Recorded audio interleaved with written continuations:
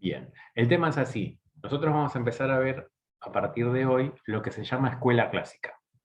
La escuela clásica de administración contempla muchos autores, principalmente a tres que son los que nosotros vamos a hacer hincapié, que son Frederick Taylor, Henry Ford y Henry Fayol. En el capítulo 3, que es lo que vamos a ver en la clase de hoy, vamos a hablar de Taylor principalmente, y la clase que viene, que tenemos un poquito más de tiempo, vamos a hablar de Ford y vamos a hablar del capítulo 4, que es de Henry Fayol. Lo que vamos a ver en la clase de hoy, entonces, está todo dentro del capítulo 3, que es Administración Científica. Bien. Bueno, ¿qué vieron con Augusto la clase pasada? Cuéntenme ustedes.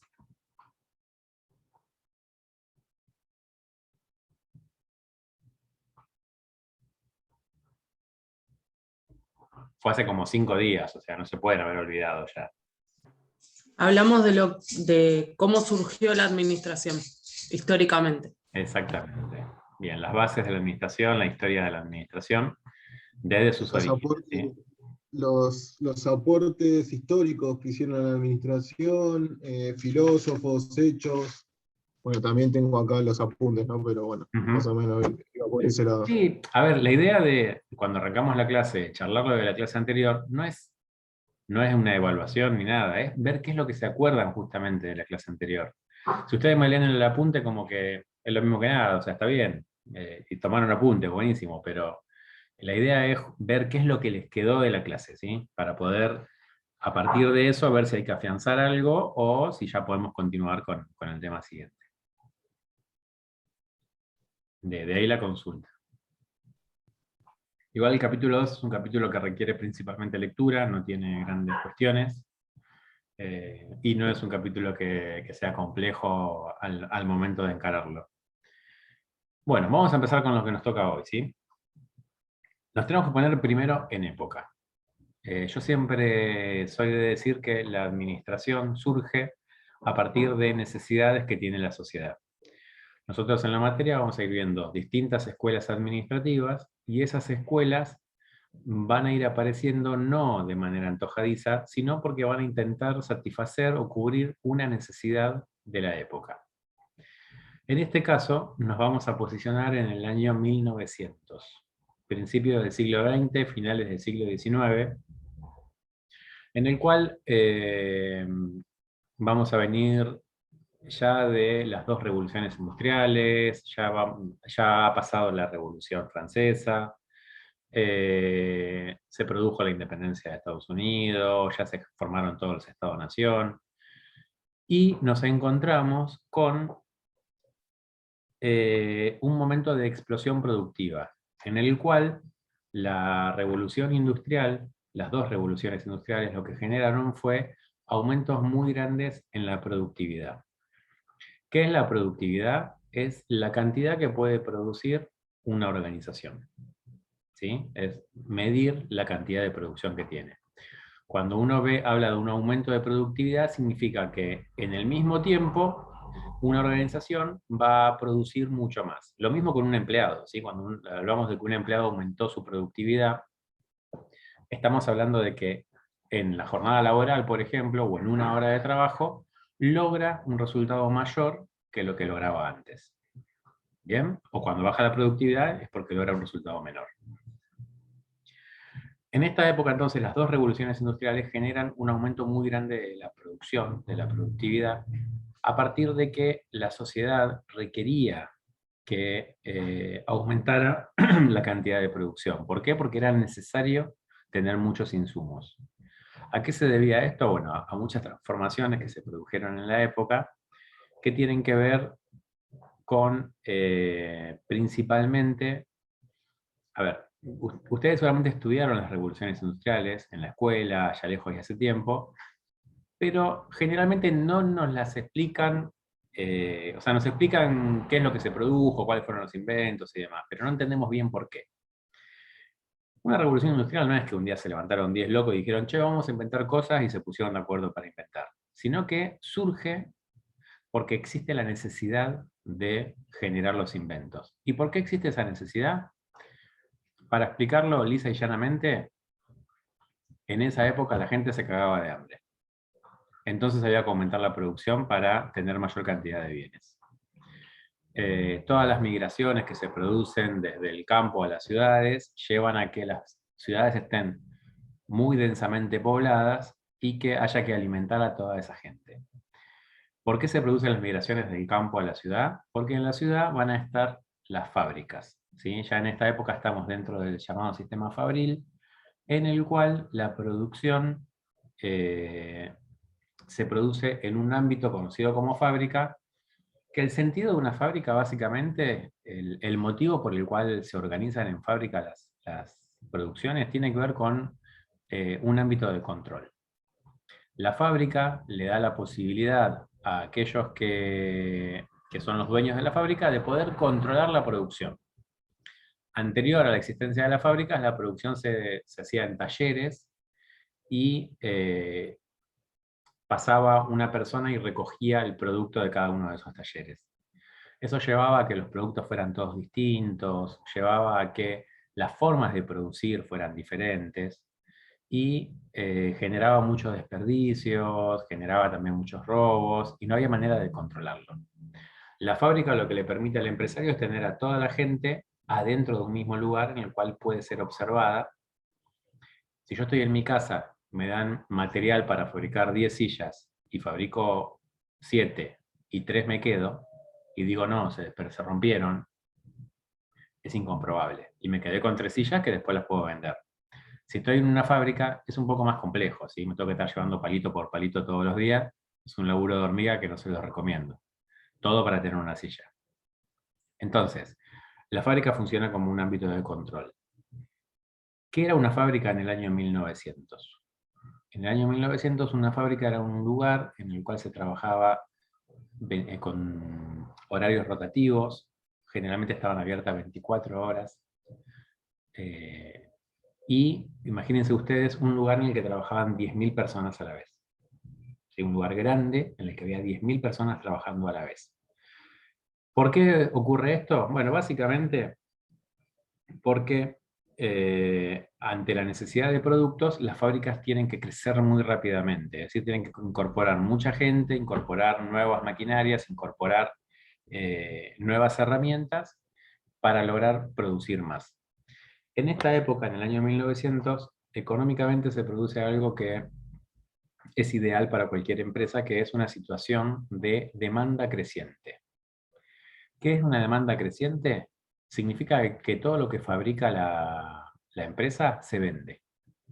Si yo fabrico 100 unidades por día, las vendo. Si yo fabrico 500 unidades por día, las vendo también. Y si fabrico 1000, también las voy a vender. Entonces el problema no era la venta, sino que el problema es la producción. Imagínense ustedes hoy tener una empresa en la cual todo lo que fabrica lo vende. Y que si fabrica más, lo vendería también. Sería una situación ideal, que obviamente hoy no tenemos.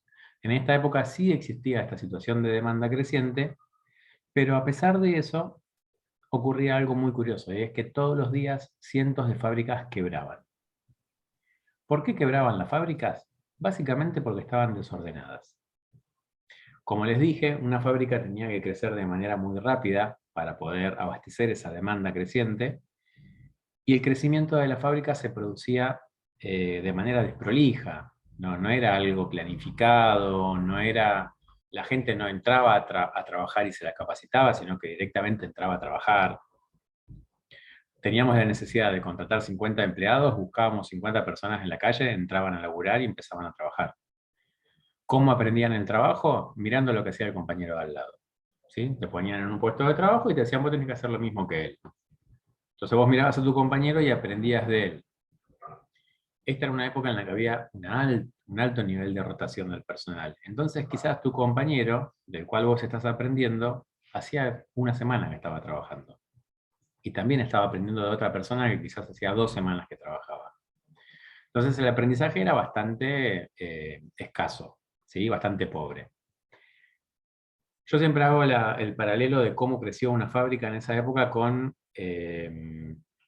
cuando vemos en el barrio que se abre un kiosco nuevo.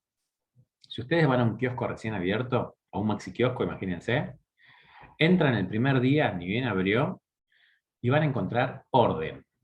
Está todo limpio, está todo prolijito, los caramelos están ordenados por colores, tiene todo impecable. Un potus, vieron que siempre le regalan un potus cuando hay en un comercio.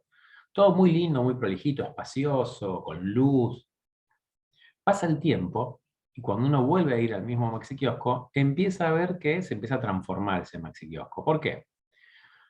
Porque, por ejemplo, todos los días va gente y le dice, ¿tenés yerba? No, soy un kiosco, le dice el tipo. Bueno, se va. ¿Tenés yerba? No. El cuarto que te dice, ¿tenés yerba? ¿Qué haces? Comprás yerba y empezás a vender yerba. Entonces empezás a agregar productos de almacén. Después viene otro, todos los días te pregunta si tenés SUBE. Por más que vos pones un cartel gigante, luminoso, que dice, no cargo SUBE, van y te preguntan igual. Entonces llega un momento que te cansás y decís, bueno, listo, pongo SUBE. Después todos los días viene alguien y te pregunta, ¿dónde hay un pago fácil? Bueno, quizás también habilitas una parte de pago fácil. Esto lleva a un crecimiento del maxiquiosco y después cuando entramos hoy en un maxiquiosco que está hace un año trabajando, generalmente entramos esquivando cosas, ¿sí? Porque tiene todo colgado, para encontrar algo es básicamente la búsqueda del tesoro porque no sabes dónde está, porque crece de manera rápida y desordenada, a partir de la necesidad que tiene de vender. En las fábricas en 1900 pasaba lo mismo, crecían muy desordenadas, ¿sí? Tenía que hacer una tarea, se produce un cuello de botella en esa tarea, tengo que contratar gente, la contrato y la meto a trabajar. ¿Y dónde la voy a poner? Y donde hay espacio. Entonces quizás la tarea principal se hace en un sector y a los 50 nuevos los mando a la otra punta. La lógica, ¿cuál sería? Se hacen toda la misma tarea, que estén todos juntos. Pero si yo ya tengo una fábrica en funcionamiento, es difícil reacondicionar los espacios, eso requiere tiempo. De hecho, hasta requiere cerrar la fábrica. Cerrarla, armarla de vuelta y volver a empezar. En esta época no se podía. Era tal el desorden, para que ustedes tengan una idea, de que había empleados que perdían muchas horas del día buscando sus herramientas. ¿Por qué? Porque no había controles de stock. Entonces, iban un día y le decían al dueño, no hay martillos. Ok, listo, comprá 500 martillos. Iban y compraban 500 martillos. ¿Cuántas personas en la fábrica tenían que usar martillos? Nadie lo sabía. ¿Cuántos martillos faltaban? Nadie lo sabía. Entonces quizás compraban 500 y hacían falta 700. Entonces vos estabas laburando con tu martillo, lo dejabas apoyado y venía un compañero que hacía 2 horas que estaba dando vuelta por la fábrica, encuentra un martillo libre, lo agarra y se va a trabajar. Y vos te quedaste sin martillo. Eso, para una empresa, para una fábrica, es pérdida de dinero. Es ineficiencia. ¿Estamos de acuerdo? Es pagarle a la gente para que no produzca, porque en definitiva lo que están haciendo es buscar sus herramientas. Y después cuando las encuentran, capaz que el martillo ya estaba medio flojo, porque lo utilizaron muchas personas, entonces había que perder tiempo en arreglarlo. Esto llevó a que los costos de las fábricas eran muy altos. Por eso es que todos los días quebraban muchísimas fábricas. ¿Bien? ¿Se entiende el panorama más o menos? Parados en ese panorama, la administración va a tener que dar una respuesta a este problema, a este desorden que tenían las fábricas. Y esa respuesta va a tener un nombre y un apellido, y ese nombre es Frederick Taylor, que es el primer autor que nosotros vamos a ver específico de administración en la materia. Frederick Taylor es el autor de lo que se conoce como administración científica. Es una teoría que ha logrado muchísimos buenos resultados, que de hecho van a ver ustedes que hoy en día muchos conceptos de esta teoría se siguen utilizando. Pero como les digo, es una teoría del año 1900. Mi objetivo en esta materia, mi objetivo como docente, es que ustedes odien a Taylor. Si ustedes no odian a Taylor cuando terminamos la cursada, yo me voy a sentir decepcionado como docente. Ahora, me van a decir, pero pará, si me está diciendo que funcionó, que sirvió, que se utiliza hoy en día, ¿por qué hay que odiarlo? Bueno, ahora vamos a ver por qué quiero que lo odien. ¿Sí? aquellos que tienen la bandera de Taylor para llevar a una empresa no serían amigos míos, básicamente. A ver, ¿cómo funcionaba? ¿Qué es lo que hizo Taylor en la administración? Bueno, básicamente ustedes van a leer que habla de 2 etapas que tuvo él. Escribió algunos libros, esos libros tuvieron un resultado muy bueno en las empresas al aplicarse. Pero ¿qué fue lo que hizo él inicialmente? Primero, ¿quién era Taylor? Taylor era un señor que había trabajado toda su vida en fábricas. Había empezado desde abajo, fue creciendo dentro de las fábricas, pasó por diferentes puestos y después se recibió de ingeniero. Es decir, que conocía exactamente cómo funcionaba una fábrica. Era una persona que tenía mucho conocimiento al respecto. Cuando observa este gran lío, este gran desorden que tenían las fábricas, lo que él dice, bueno, lo primero que tenemos que hacer es algo que él denomina estudio de tiempos y movimientos. Toda la obra de Taylor, para que ustedes lo encuentren bien en el libro, la teoría se llama administración científica. Ahora, su obra cúlmine, la van a encontrar dentro de algo que se llama organización racional del trabajo, también conocido como ORT. No agreguen siglas, por favor, es ORT y termina ahí. La organización racional del trabajo va a ser una especie de receta que las empresas las fábricas tienen que aplicar para lograr eficiencia y poder aumentar la producción. Esta ORT, ustedes van a observar que tiene 9 puntos, ¿sí? Que son 9 puntos que ustedes tienen que estudiar y que tienen que saber. Es la parte central de Taylor. El primero de esos 9 puntos es el estudio de tiempos y movimientos. ¿Qué implicaba esto? Taylor era una persona muy literal. Entonces, cuando él decía estudio de tiempos y movimientos, lo que hacía era estudiar los tiempos de producción y los movimientos. ¿Pero de qué manera los iba a estudiar? Él no se iba a poner a estudiar, por ejemplo, cómo se fabrica un mueble. Él dijo, yo tengo que empezar a analizar primero cada una de las tareas por separado. Entonces vamos a ver que el segundo de los puntos de la ORT es la división del trabajo. Divide las tareas para llevarlas a su nivel más simple, más sencillo. Simplificando la tarea es más fácil analizarla. Entonces, en lugar de analizar cómo se fabrica un mueble, lo que Taylor dice es, vamos a analizar cómo se pone un clavo, cómo se corta una madera, cómo se pega o cómo se pinta una madera. Cada una de las tareas sencillas, separadas, analizándolas por separado. El estudio de tiempos y movimiento es un análisis minucioso de cada una de las tareas. Imagínense ustedes, estaban en el laburo, trabajando, ¿sí? En una fábrica, y de golpe aparece Taylor, el ingeniero de la fábrica. Un jefe de ustedes, básicamente, con una carpetita y con un cronómetro en la mano. Y ustedes están trabajando, entonces agarran, empiezan a cortar una madera, y Taylor al lado contando. Primero cronometrando cuánto tardan en cortar la madera, y después observando cada uno de sus movimientos, tomando nota de ellos, y haciendo con la cabeza así. Re lindo laburar así, ¿no? Con un jefe que te esté mirando todo el tiempo. El estudio de tiempos y movimientos lo que lleva es a que cada tarea se desmenuce, se analice, y después de eso, Taylor va a un paso posterior que es la estandarización de las tareas. ¿Alguien sabe qué significa estandarizar? ¿A qué le suena? ¿Le suena a algo, a nada? Vamos a generar un modelo. Un modelo, ¿sí? Un señor que desfila con ropa linda. No, a eso no nos referíamos. Se refiere a un modelo a seguir, ¿sí? A una forma de hacer las cosas y que los demás van a seguir. Si los chistes a esta hora son muy malos, sepan que es la hora, no es solamente otra cosa. Estoy pensando en comer, básicamente. Ustedes también, me imagino. Bueno, entonces, estandarizar significa establecer un modelo a seguir, ¿sí? Algo para copiar. ¿Para qué sirve la estandarización? Básicamente sirve para poder controlar.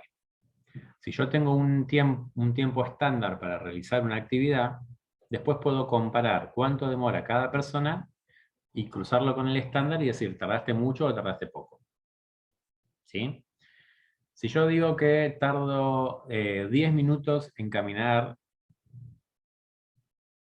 5 cuadras, ustedes me van a decir si es mucho o es poco tiempo. ¿Cómo lo van a saber? Porque van a tener un tiempo estándar de cuánto se demora en caminar una cuadra. ¿Sí? Entonces, si establecemos un tiempo estándar de 1 minuto, si yo demoré 10 en caminar 5, es porque estoy caminando lento. Si yo no tengo un estándar, no tengo contra qué comparar. Entonces, no sé si lo estoy haciendo rápido o lo estoy haciendo lento. ¿Bien? Entonces, lo primero que hace Taylor es estudio de tiempos y movimientos, analizar las tareas, dividirlas y a partir de eso, estandarizarlas. Es decir, encontrar la mejor manera de hacer cada una de las tareas. No contento con esto, Taylor une a la estandarización, a la división del trabajo y al estudio de tiempos y movimientos, le une algo que se llama especialización. ¿Sí? Uno de los puntos de la ORT es división de las tareas y especialización. ¿Qué significa esto? Lo que Taylor decía es, cuando una persona hace una tarea, cuanto más veces la haga, la va a hacer mejor. Cuanto más la repita, la va a hacer cada vez mejor. Entonces, se va a especializar en esa tarea. Va a adquirir un conocimiento profundo de la tarea y se va a desempeñar cada día mejor. Por lo tanto, va a aumentar su productividad. ¿Me siguen hasta ahí? ¿Sí? A ver, hay una realidad. Si yo por primera vez me pongo a cocinar una torta, seguramente cuando yo ya la haga 6, 7, 8 veces, me va a salir mejor que la primera vez. Ahora, a esto él le unía la división del trabajo. Entonces, las tareas que le iba a dar un operario iban a ser tareas sencillas, tareas simples y tareas repetitivas, justamente para especializarse. ¿Por qué tienen que ser tareas simples? Por dos motivos. El primero tiene que ver con que la especialización se logra más rápido. Si es una tarea sencilla, yo, repitiéndola muchas veces, la voy a poder adquirir. Y en segundo lugar, la capacitación de la tarea es mucho más rápida también. Es mucho más fácil enseñarle a una persona a poner un clavo que a armar un mueble. ¿Sí? ¿Vieron ustedes que cuando entran a trabajar en cualquier lugar, los tiempos, o sea, todos tenemos un tiempo de adaptación y de capacitación en cualquier ámbito laboral? Por más que sepamos mucho del tema, nos tenemos que adecuar a las formas de trabajo del lugar. Ese tiempo de adaptación de un empleado es un tiempo en el que el empleado es menos productivo. ¿Sí? Uno no va a laburar de la misma manera la primera semana de trabajo que si ya el laburo lo hace hace 2 meses. ¿Por qué? Porque justamente tiene más conocimiento del trabajo 2 meses después. Entonces siempre, cuando una persona empieza a trabajar, tiene un momento de productividad baja que después debería de subir a partir de la capacitación. Lo que Taylor dice es, hay que reducir al máximo esos tiempos. ¿Por qué? Porque cuanto menor sea la capacitación, menor es el tiempo de baja productividad y logra aumentar la productividad de la empresa. ¿Se entiende? El estudio de tiempos y movimientos no era solo de tiempos, sino que también era de movimientos. Entonces, Taylor empieza a armar manuales de procedimiento. Como les dije, las tareas, ¿cuáles iban a ser? Tareas sencillas. ¿Cómo se pone un clavo? Entonces Taylor iba a armar un manual de procedimiento de cómo se pone un clavo. ¿Sí? Usted tiene que agarrar el clavo con la mano izquierda, el martillo con la mano derecha, debe colocar el clavo donde lo quiere poner y debe darle 3 golpes con la misma fuerza. Si usted le da 2 golpes, el clavo está mal puesto. Y eso lo sabe Taylor porque es ingeniero, porque lo estudió, lo analizó y está determinado que con 2 golpes no alcanza. Si usted da 4 golpes, usted es ineficiente. Y usted le está haciendo perder plata a esta empresa. ¿Bien? ¿Se entiende la idea? ¿Hasta acá? Perfecto. Todo esto que yo estoy mencionando La estandarización, el estudio de tiempos y movimientos, el ordenar una fábrica. Taylor lo que dice es, bueno, tenemos que tener las herramientas en el lugar que corresponde. Una herramienta para un empleado tiene que estar en condiciones para ser utilizada, ¿sí? No puede estar, por ejemplo, agarrar una herramienta que esté toda engrasada. ¿Por qué? Porque perdés tiempo en limpiarla, o porque inclusive te puede llevar a un accidente. Entonces, lo que él dice es, las herramientas tienen que estar en su lugar, tienen que estar de la forma correcta, el empleado tiene que tener todo a su alcance, porque si yo para buscar una herramienta tengo que caminar 10 metros, estoy siendo improductivo, porque estoy perdiendo tiempo. El estudio de tiempos y movimientos lleva a eliminar los movimientos innecesarios. Y de esa manera se aumenta la productividad, se aumenta la eficiencia. ¿Bien? Toda esta teoría, ustedes tienen para leer los 9 puntos. Yo voy a hacer hincapié ahora en 3 más. Toda esta teoría se basa principalmente en un concepto, que para mí es el concepto fundamental de Taylor, y es el motivo por el cual yo quiero que lo odien. El concepto principal de Taylor se llama hombre económico. Y es lo que Taylor pensaba de los trabajadores. Él decía, los trabajadores son hombres económicos. ¿Qué significa esto? Que lo que motiva a un trabajador es el dinero. El único motivo por el cual una persona va a trabajar es por plata. Y va a producir porque necesita sobrevivir. Entonces, la opinión que tenía Taylor de los trabajadores era la siguiente. Él decía, el hombre es vago por naturaleza. Al hombre no le gusta trabajar. El hombre no quiere trabajar. Si pudiera zafar de trabajar, lo haría. Lo hace porque no le queda otra, porque tiene que sobrevivir. Lo único que motiva a un trabajador es el dinero. ¿Están de acuerdo con esto? Hay cabecitas como, no está tan mal, a ver, es cierto, todos laburamos por plata, ¿no? Claro. Sí, pero también depende de la cantidad de dinero que vos cobres. Ah, bueno, muy bien, Valeria. Ahora voy a ir a negociar con vos puntualmente, entonces. Vamos a ver cuánto dinero vas a cobrar. ¿Por qué? Porque Taylor lo que le decía al trabajador es lo siguiente. Yo te doy todas las herramientas, te doy el ámbito de trabajo, es decir, tenés todo a tu disposición.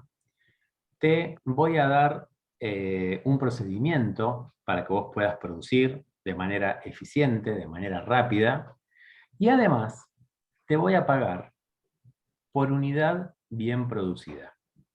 No te voy a pagar por hora. A mí no me importa cuánto tiempo estás en la empresa, me importa cuánto producís en la empresa. Entonces, Valeria, ¿cuánto te gustaría ganar? Imagínate que ahora vas a una entrevista laboral y te dice, ¿cuánto quiere ganar usted? ¿Qué número le dirías? Se corta, profe. Se cortó. Ah, perdón. Valeria, te decía, ¿cuánto te gustaría ganar por mes en un trabajo? En estos tiempos, ¿hablando de ahora o hablando de Taylor? Ahora. Y vos siempre tenés un promedio de cuánto depende qué, porque también dependen las horas de trabajo, los días de trabajo y para Vos qué decime, es la postulación. vos decime cuánto querés ganar, yo después te digo cuánto tenés que trabajar. No sé, el básico, de 40 para arriba. ¿Cuánto querés? ¿50 lucas? Póngale. Un poquito más, un poquito bien. más. ¿Alguien poquito quiere? ¿Alguien quiere? Gastón Vanegas, ¿te gustaría ganar 100 lucas? 120. Y no, yo creo que 60. 60, bien. 60. ¿Alguien un poco más ambicioso, no?